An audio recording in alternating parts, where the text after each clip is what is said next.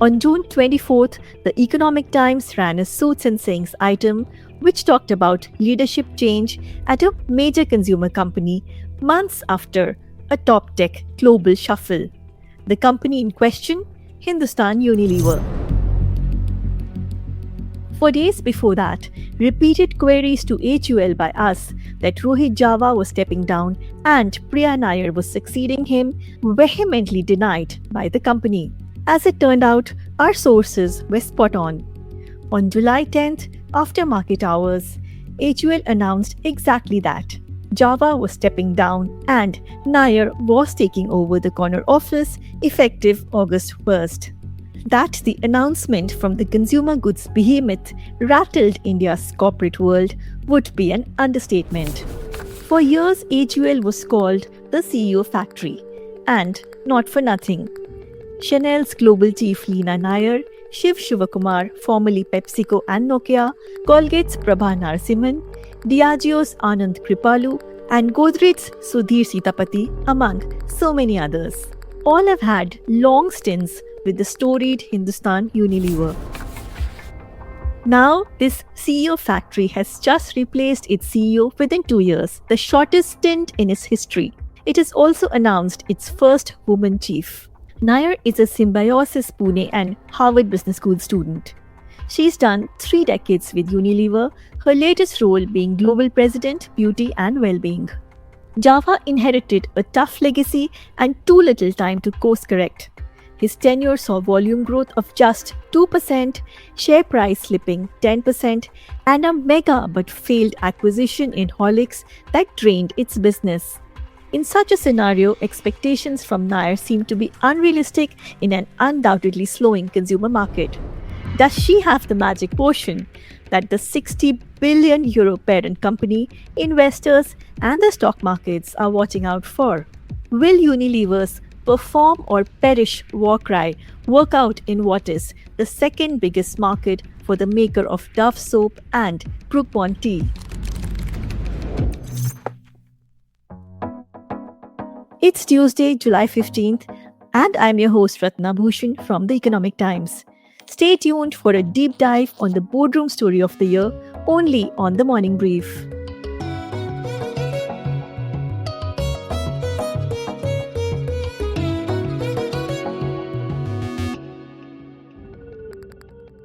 I have with me Sandip Ghose, who spent nearly 2 decades at HUL, blue chip board advisor, and currently managing director of MP Birla Cement.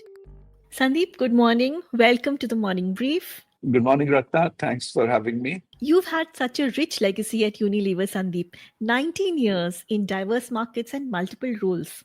Is the company dramatically different now from what it was in the 1990s? I mean, what's changed and more importantly, why? It is, of course, everything changes, Ratna. All companies have changed, and so has Unilever. We were pioneers in many ways. Some people like me who have been watching from outside, I've quite marveled at the transformation which has happened, be it on the digital side, be it in the manufacturing and supply chain. And I think levers had done the reinvention very successfully from generation to generation. If you were to look back, you're saying 1990s, I would take you back from the 70s. There are very distinct periods of each of the leadership. There was, if I were to start there was Mr. Thomas, who grappled through the permit Raj, that was the FERA era, MRTP, and all of that he tackled. And he left the company in the hands of Dr. Ganguly, who took it forward in the period of consolidation once there was the first stage of liberalization with the post Indira Gandhi, Rajiv Gandhi phase. And then, as we discussed only a few days back, when Mr. Datta took over in 1991, that's when the big liberalization and reform started. That's when the big acquisitions took place because the company was unshackled. You had Tomco coming in, you had the remerger of Brook Bond, Lipton's, and then into Hindustan Unilever, the restructuring, everything. And then on, the marketing phase started with Hindi and then Harish, all of them one after the other. Unlike many other organizations, Levers has changed with the times. Although you have a CEO at the helm, but it is the entire organization that moves forward. That was the culture of levers. And that's what, what we've seen some of us commenting on social media after this change. That's what has even rattled some of us. Interesting that you say this, Sandeep. But tell me, shortest tenure of an HUL chief. Globally, there have been three corner office changes in 6 years. Uncharacteristic of the CEO factory, that is Unilever. Yeah, it's very uncharacteristic. As again, some of us commented, the only other CEO I can recall who changed in a short time, I can't recall the exact duration, but it was 2 years or longer, was Mr. VG Rajadhyaksha, who came in between Mr. Tandon and Mr. Thomas, but his retiring was more on health grounds. You see, what the pattern which changed in levers in the last maybe 10, 15 years. Earlier, there was the CEO, or whom we used to call the chairman, and he was the top boss, and then he reported directly into Unilever. But Unilever changed into a bit of a dual horse, or in today's terminology, a double engine kind of a thing when they bifurcated the chairman's position with the CEO position. And through that, they maintained a degree of continuity. And that is what rattles. So all of you, the kind of stuff which you're talking about in terms of some of the recent acquisitions, which have probably not paid off. So what you're seeing today is no doubt a reflection of what has happened in Blackfriars in terms of change of the top guard there. And a new person has come with a different mandate to quickly turn around the company. But in doing so, if he's treating Hindustan Lever by the same formula of turning around the organization by just changing the CEO, I'm not too sure that works here. But then, is it fair that CEO should bear the brunt when the overall consumer market itself is underperforming? In this case, it's more than that. It's not just a question of the CEO bearing the brunt of it. Rohit has hardly been in the job for 2 years. And he has much of the problems. It's not that it started after he came. It's wrong to say that somebody inherited problems, but a lot of it is a continuity. When people are talking also today, they're talking about 5 years, no change in valuation and growth. But that 5 years is not all Rohit's period. Things have happened before that. Acquisitions, which you're talking about, all our acquisitions are again from a prior period. And here, therefore, you are making him bear the brunt or crucifying him for sins of the past. A very valid point, Sandeep. Let me come to my next question. There's a lot of chatter that Unilever seems to have panicked and had no patience for tepid growth quarter after quarter, needed more aggression. As someone who's been in so many diverse leadership roles, what's your take on this? I guess they panicked. What's changed between when we were comparing the earlier periods? At that time, the significance of Unilever by Hindustan Lever, Hindustan Unilever India in the larger universe of Unilever was almost minuscule, both in terms of top line and bottom line. Now things have dramatically changed. So it is India and the US. These are really with its traditional markets of Europe, etc., being where they are. Foods business not doing well. These are really two major growth engines. So they needed to, I think, rev both these things up. Only the future will say that whether that can happen by just changing the person at the helm, or you needed to do something much more internally in the organization. The good part again is, they're bringing in Priya, who again somebody who's from the stock, so she understands it. The only justification you can think of is maybe with this minimalist and other things which you are talking about on acquisition. Maybe there is a much more focus now going to be on the personal care, the beauty, and other segments. That might justify the top level change, unless there is a total shifting of gears, and that could be dangerous, because Unilever's main stock, just like ITC, whatever it does in the other businesses, the stock still remains tobacco. They may be keeping it low profile, under the radar, but they can't afford to rock that business. Yeah, very important. Absolutely. But tell me, Sandeep, how much pressure does a move like this put on a new CEO? I mean, she has investors, stock markets, global headquarters, everyone watching. I basically think, again, levers people are made of different metal. She will definitely rise to the challenge. another new brief if it is required. She'll do it extremely well. Leader has to Okay. provide a different vision for change depending on the times. But I don't see that as a problem. But tell me, do you believe that the HUL episode sets a precedent for other companies to let go of leaders in quick time and make them bear the brunt of an overall slowdown? Does that concern you? think this would be a concern for companies which are very is stock market driven. Here, the problem which you saw is between the parent and yeah, Unilever internationally is under great pressure from investors, from their shareholders, people who are on the boards. That's where the pain point arose. Now, if you look at companies in India which are similarly will get positioned like levers when you're talking, I'm referring to other multinationals, you may have some change like that. Those companies which are playing on valuation primarily, and that would be the new kids on the block who are there, you will find this kind of pressure coming. But the solid ones, you can talk about Tata's, you can talk of, I mentioned ITC or companies of that kind. I don't think you'll find so much of that sort of impatience because here also responsibility is shared within the organization. Just 2 quarters results or even 4 quarters results don't rattle promoters or the market at large. Also joining me is my colleague and senior editor at the Economic Times, Sagar Malviya, who's been tracking HUL closely for over a decade. Hi Sagar, it's been a very busy few days for you, isn't it? Yes, Ratna, over the last 2 days, we all know what happened. So tell me, had Rohit Jawa's exit been brewing for a while? I mean, surely it couldn't have happened overnight, right? Also, was it just performance linked or some other factors at play we don't know about? So, Java came at a time when the market situation, right from inflation to commodity prices, volatility, was its peak.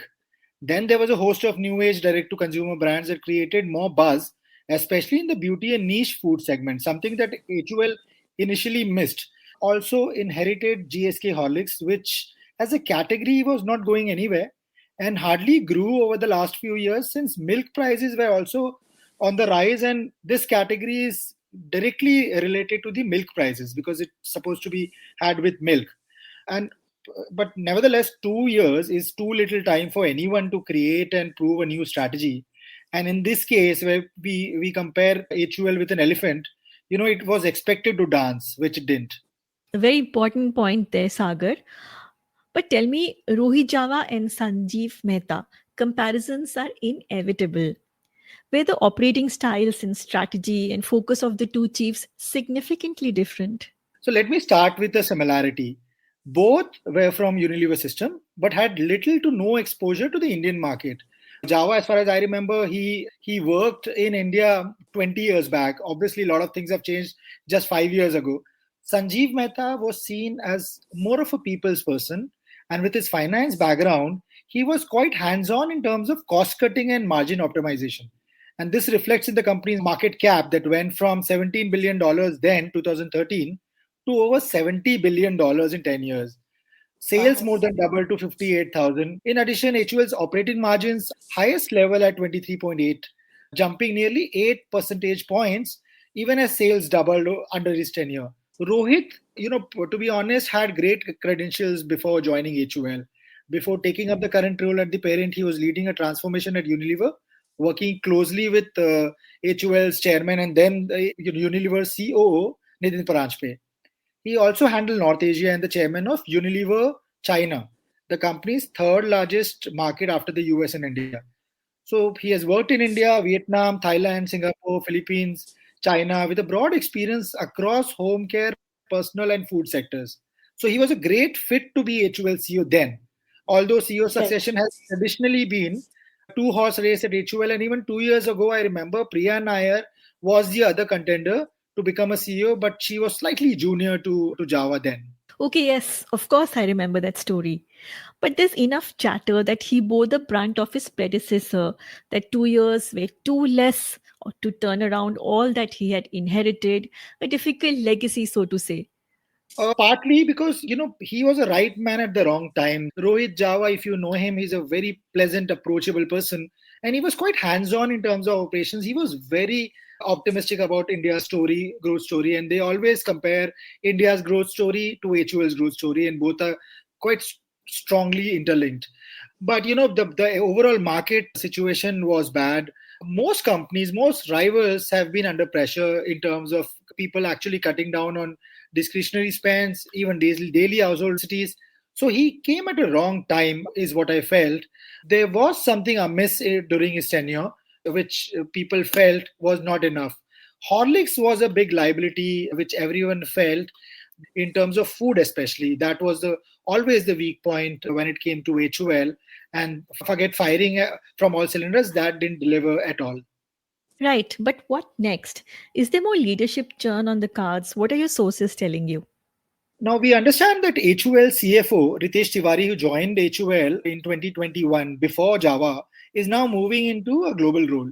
Now, we'll really see more big changes. We expect Priya Nair to get people from her own team, which generally most leaders do. She has her own team in India as well, because she has been leading the beauty and well-being, and there's a reporting structure which directly reports to Priya Nair directly at Unilever London. So she has her own team in India, but she also was hands-on in terms of home care. The buzz around HUL, especially at home care and beauty business, is quite positive right now. And they're really looking forward to working with Priya once again. We'll, of course, be tracking that closely, you more than me.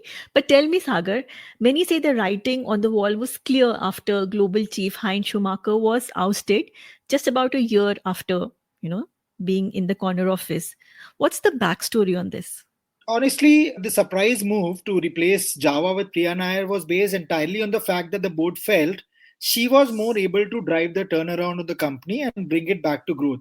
And this was exactly the same thing that happened during Schumacher's exit too. In India, while people internally as well as investors felt the company had slow progress under Java, such an extreme decision was not expected and unheard of at HUL level. Exactly, unheard of. So, how has the stock market reacted so far? So the announcement on Thursday came after the market hours, and I spoke to a few analysts as to how will the stock react, and each and every one was bullish on the stock's performance. And obviously, no one can predict the market movement, but they all anticipated some kind of surge on Friday, and it did. It rose 4.5. Remember, HUL is a big stock, and rising 4.6% on a single day after the announcement is a big thing, especially when under Java over the last 2 years, HUL's share had fallen 10%. So that's a big move. Although, when we talk to analysts, it feels like they are really expecting some kind of miracle from Priya Nair, and they are seeing HUL at the cusp of a complete turnaround now. That's my next question, in fact. Expecting miracles from Priya. How doable is that at a time when the overall consumer market has slowed down? So the first point is HUL's core business, the main business where it's built its fortune, the mainstream brands, at least has to grow in line with the market growth at a time when it needs to also double down on new age categories and premium categories. Also, HUL was a leader in digital transformation 10 years back, where such kind of initiatives were unheard of. Now that needs to accelerate. At the same time, cost savings, which is a big factor, while keeping the rhythm of margins and reducing attrition should be the main focus. The main focus right now is volume growth, and people really believe that she will do. There is absolutely zero doubt on people's mind that she won't be able to do it. During her last India stint as home care head, she increased the margins by nearly 600 basis points in 6 years, leading to the company's overall margin expansion. She also drove premiumization, taking the entire premium share from 20% when she joined to 26% when she was leaving for London during her tenure. Okay, that's very significant. But also, let's talk acquisitions. Horlicks, Minimalist, Oziva. In fact, I was chatting with the chief of a packaged foods company the other day, and he said, looking back, I'm glad we didn't go through the Horlicks deal. He was absolutely upfront in, saying that it was not a good acquisition. We've seen analysts also talk about it. What are insiders in HUL saying about this? So, over the last many years, they have acquired a lot of companies. Horlicks is a big deal because obviously 31,000 crore is a big amount. But over the last 2 years under Java, at least it was Minimalist, Oziva, but they are too recent to be proven either a success or failure, because although both these brands have been doing great in the market, have great recall in the niche segments. Now, minimalist people felt they were overpriced, but nothing compared to the Horlicks deal where HUL spent 31,000 crore rupees way back in 2018. Now, their rationale was they didn't spend a penny on the amount, because on the deal, because it was a share swap. But of course, they had to part away with the shares. So, you just can't discount that factor. And the shares had risen as well that time. So they have to factor that, aspect as well. Now, the original plan, I remember, was to flank Horlicks into several new categories within foods, with a host of new products, right from high protein to new beverage formats. None has happened so far. Even as they struggle to manage the existing basic malted food category, which itself is under pressure due to consumer activism, these kind of products being too sugary and really unhealthy. Meanwhile, amid all this chaos, a distributed trade body released the statement on Friday, which both of us saw. And I quote directly from there that Java's exit was long overdue, and they also alleged absence of dialogue with co-stakeholders and retail partners. So tell me, Sagar, how serious is this conflict between FMCG companies and distributors? The margin issue between companies and trade is nothing new. But what has really changed is the fact that the industry body is now much more vocal, given the changes in the overall channel, be it in modern trade in the initial years, followed by e-commerce, and more recently, quick commerce. That has a direct bearing on Kirana stores and how products are distributed. But honestly, HUL should never be compared with other companies in terms of distribution, because they keep experimenting with new and digital led initiatives. For example, Shikhar app, their own internal ordering app where Kiranas can order directly, which was started during Sanjiv Mehta's time, now services 1.7 million Kirana outlets directly. Now, that's bigger than the entire network of several FMCG companies. So the TIF will stay no matter if the margins issue are resolved or not, because you just can't eliminate the formats of the channels of the future, which indirectly the trade association wants. Thank you, Sagar. Interesting times ahead. Look forward to a lot more breaking stories from you on HUL, some from me, and some jointly. Let's see how it goes from here on. Thank you, Ratna. What transpires in the lever boardroom has reverberations across world markets. HUL's stock surged 4.6% the day after the leadership change was announced after market hours. Share price that had slipped 10% during Java's term. Yet, from introducing the irreplaceable middle-class Lalita ji as the face of its mega brand Surf in the 1980s, to steering the rocky ship at the 60,000 crore plus giant that is Hindustan Unilever, will call for a whole lot. In other words, delivering to consumers, investors, stock markets, and headquarters at a time of slowing growth, roiling global markets. We'll be back on that. But for now, we're signing off and hope you enjoyed this episode.